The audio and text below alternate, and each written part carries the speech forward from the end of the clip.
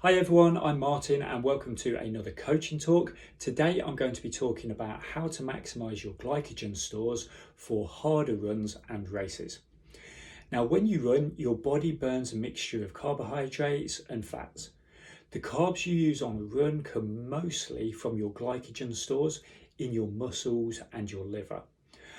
These become depleted during a run, and how fast they deplete really depends on a number of factors, some of which we can't influence, such as genetics, but some we can. Now, the two biggest things that we can do to maximise our glycogen stores are watch the intensity of our runs, because the harder we run, the more glycogen you use, and how much glycogen we have stored ready to use before we start running. So maximising these is important when it comes to how long it will take for glycogen stores to be depleted. Once they deplete, your body will refer to fueling with fats, which is at least 15% less efficient than carbohydrates. So it means that you have to slow down when you run. So here are 5 ways that you can make sure that you don't run out of glycogen in a long run or a race. So number 1, train effectively, particularly at different intensities.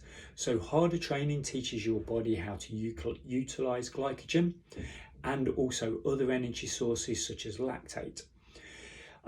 Slower, easy effort training increases your aerobic fitness, which increases the amount of slow twitch muscle fibers you can activate, so therefore you can burn more fat, which slightly lessens the use of glycogen.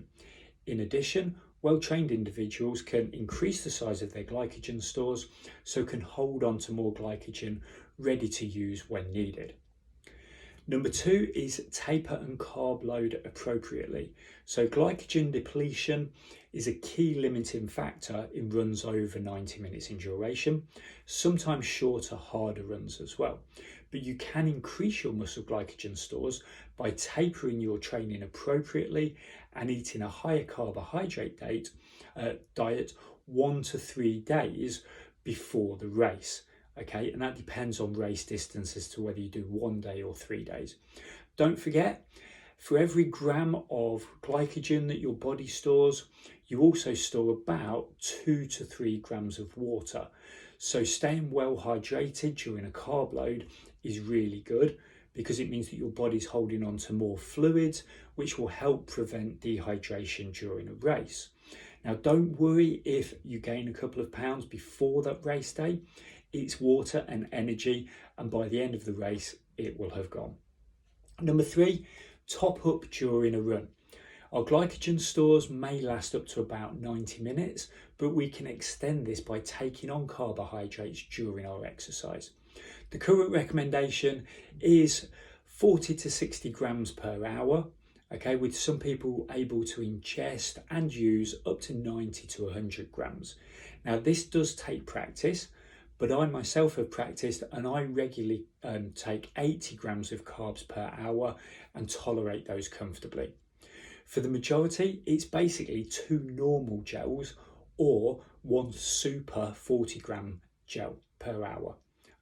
Some people do struggle to tolerate gels and other highly concentrated sugary products, but the key is practice in your training runs to train your gut and your stomach to be able to use these.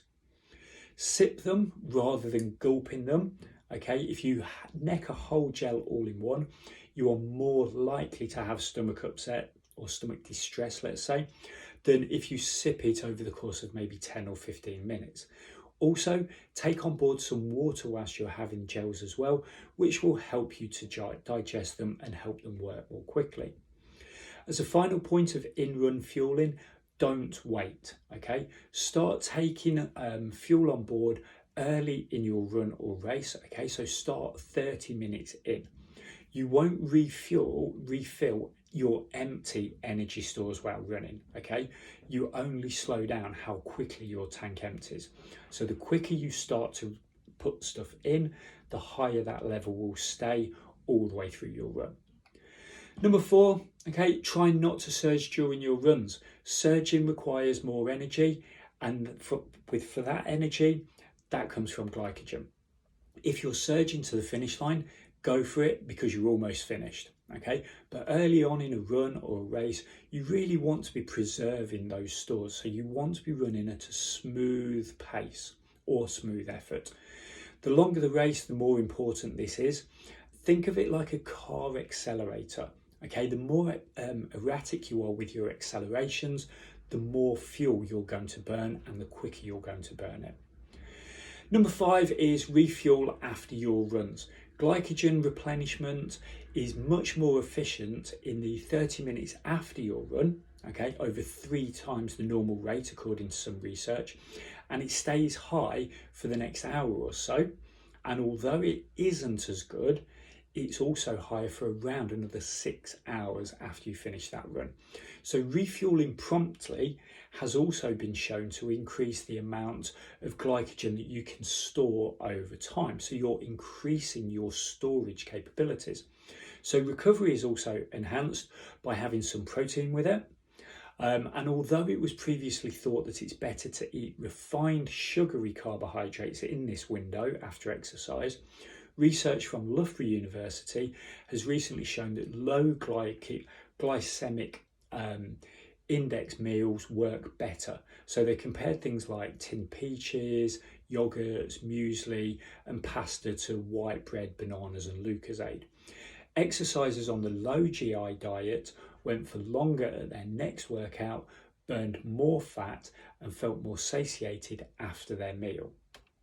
So, have you got any tips for carb loading or refueling? Do you maintain a high carb diet while training? Do you track your carbohydrate intake or do you just go by feel? Have you got any questions about maximising your carb stores? Okay, share your thoughts below in the comments, and as usual, we'll all help each other and I'll dip in with any advice that I've got as well. Thank you for watching today. I will be back next week with another training talk. Take care, enjoy your running, and goodbye.